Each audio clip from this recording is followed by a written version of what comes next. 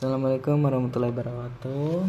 Izin Bu Tian, di sini saya akan mempresentasikan hasil tugas saya yang bertajuk Victim Impact Statement dalam perspektif viktimologi.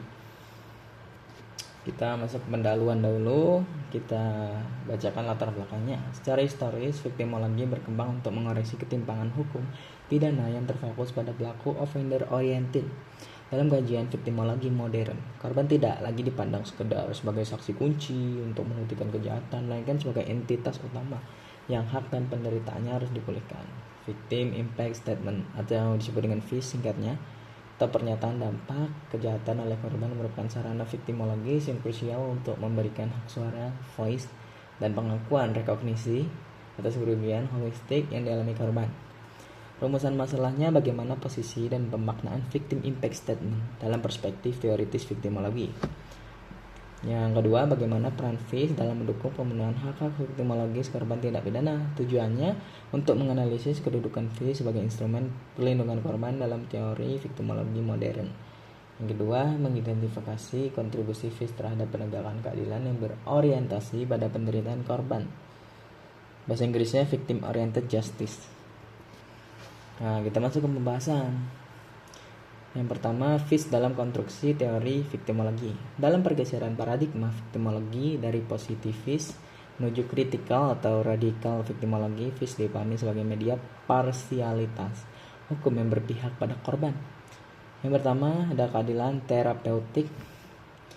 Viktimologi menekankan pentingnya proses peradilan yang menyembuhkan trauma. VIS memberikan efek katarsis psikologis karena korban berkesempatan mengekspresikan penderitaannya secara langsung tanpa diinterupsi formalitas perbuktian retributif. Yang kedua, pencegahan viktimisasi sekunder. Apa pencegahan viktimisasi sekunder ini? Yaitu seringkali proses peradilan justru memperburuk trauma korban akibat diabaikan. VIS menjamin keberadaan korban sebagai subjek aktif sehingga meminimalkan risiko viktimisasi ulang oleh sistem penegakan hukum.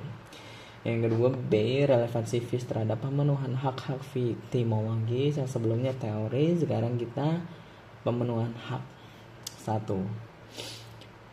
Viktimologi mengidentifikasi beberapa hak mendasar korban yang diakomodasi melalui instrumen VIS, yaitu ada hak atas informasi dan transparansi.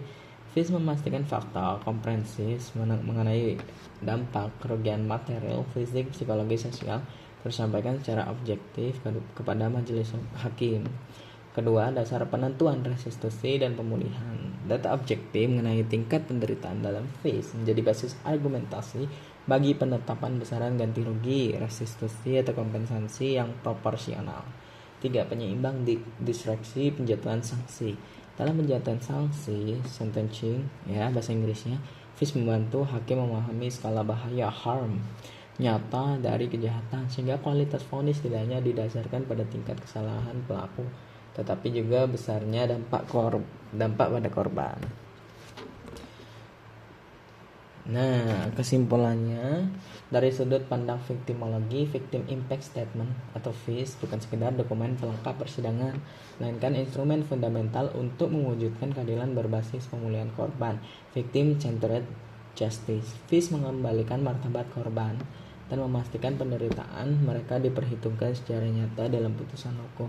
Saranku, kajian viktimologi di Indonesia perlu terus didorong untuk pengintegrasian norma VIS ke dalam hukum acara pidana nasional, disertai pelatihan aparatur hukum agar mampu memahami dan menilai laporan dampak korban secara adil dan empati.